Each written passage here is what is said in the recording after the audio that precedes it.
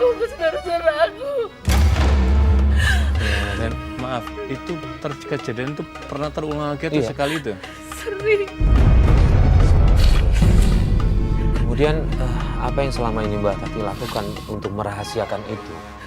Aku akhirnya ketemu kenal satu orang laki-laki. Aku pikir dia mau melindungi aku. Curhat sama dia? Iya. Ternyata aku diperkosa sama dia.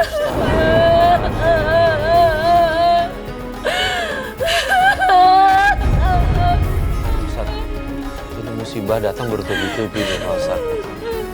Jadi yang Mas Farid ya, Iya. ini juga menjadi iktibar pada para pemirsa semua bahwa kalau dalam rumah tangga, misalkan hubungan ini suami kakak, berarti kakak ipar statusnya abang ipar.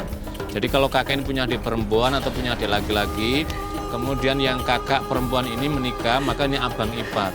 Maka ketika ada kasus semacam ini, saya kira biasanya selalu Mas Farid, tadi kan beberapa kasus yang sudah kita ini kan ada ada dimensi intimidasi, ancaman, maka tujuannya adalah untuk mendiamkan kasus ini. Tapi dengan pelajaran ini untuk para pemirsa, ini saya kira tidak bisa didiamkan. Jadi mesti misalkan seharusnya Mbak Tati, ini kan kepada orang tuanya menyampaikan supaya apa? Ada pencegahan sejak dini. Jadi yang pertama kali kasus terjadi supaya ini bisa diperbaiki dan kedepannya tidak terulang lagi gitu, nggak terulang lagi.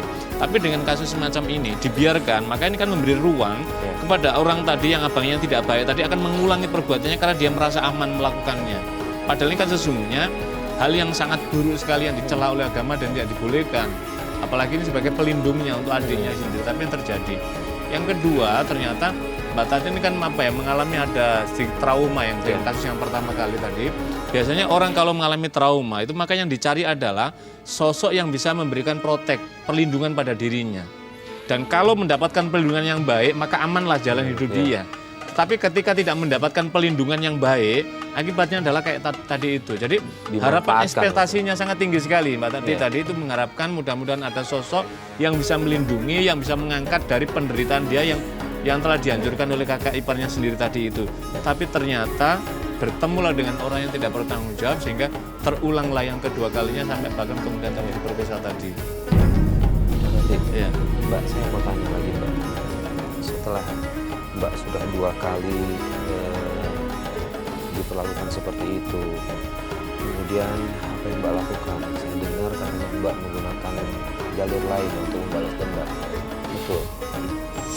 Ya karena sakit hati aku tuh sama 2 orang itu, aku pergi ke orang pintar. Aku sakit hati Mas. Aku bikin hidup dia tuh bener-bener hancur, susah. Aku mau tuh dia ngerasain apa yang aku rasain.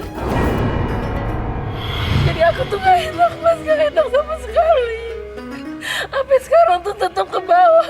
Aku trauma sampai sekarang. Aku tuh kalau ketemu kakak ipar aku di rumah aku tuh takut. Tapi dengan cara apa menyantetnya, maksudnya Mbak Tati bikin susah seperti apa sama mereka? Aku bikin rumah tangga dia berantakan. Dan itu terjadi, akhirnya berantakan. Ustadz, ini saya sedikit prihatin sama Mbak Tati dengan dia begitu berat cobaan yang dia terima, tapi ternyata dia melakukan hal-hal yang justru jauh dari jalannya Allah, bukan yang mendekat tapi justru jauh.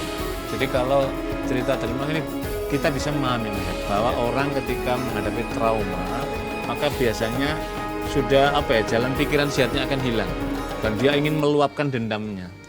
Maka kemudian ternyata pengaliannya justru kepada orang yang tukang santet. Yang tukang santet ini yang kalau dikategorikan dalam tuntunan agama ini adalah dunia hitam ini. Yang ini adalah kawannya syaitan, kawannya setan. Makanya dia menggunakan model-model pendekatan sihir yang ini adalah diharamkan dalam Islam.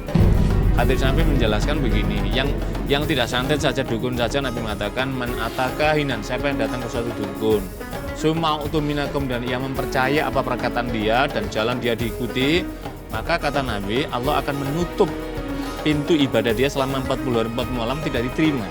Jadi kan orang akan mengalami kerugian yang luar biasa selama 40 hari ibadah yang diterima. Apalagi ini masuk dalam praktek perbuatan sihir. Santet itu masuk dikategorikan dalam perbuatan sihir. Dan sihir itu adalah termasuk perbuatan yang terkutuk yang dibenci oleh Allah Subhanahu wa taala. Jadi seharusnya sebenarnya Mas Farid ini juga menjadi ibro pada para pemirsa sekalian. Ketika ada kasus semacam ini sebenarnya ada jalur hukum negara. Jadi kalau kasus yang pertama tadi itu mestinya kalau ada konflik di rumah tangga dengan kakak iparnya atau dengan dengan abang iparnya, ini tadi dengan abang ipar, maka dilaporkan pada orang tua. Orang tua mungkin akan bisa memotong perbuatan buruk ini kemudian diajak untuk islah kemudian menjadi lebih baik. Tapi tidak akan dia berulang. Yang kedua ternyata memiliki dendam tadi itu. Jadi memang Allah mengizinkan begini, izinnya begini. Wa jazaa'u sayyi'atun sayyi'atun misluha. Balasan pada orang yang melakukan keburukan pada kita, balaslah yang setimpal dari keburukan yang dilakukannya. Tetapi Allah memberikan kata kunci berikutnya, waman afa, siapa yang memaafkan, wa aslaha dan berusaha berbuat baik, fa ajru Allah, maka Allah akan berikan pahala yang melimpah ruah. Memang ini ringan diucapkan tapi berat dilaksanakan, apalagi dalam praktek yang dialami oleh Mbak Tati. Jadi dengan tadi Mbak Tati ingin balas dendam, tapi kan justru balas dendamnya kan malah tidak mendapatkan ketenangan. Nggak dapat karena kan traumatiknya ini tidak akan berhenti dia karena itulah sesungguhnya kasus yang semacam ini biasanya ada trauma healing. Jadi orang ada tim pendampingan psikolog atau penyuluh agama, juru agama untuk memberikan hiburan, membesarkan hatinya supaya dibimbing kembali supaya bisa menjadi jalan yang lurus.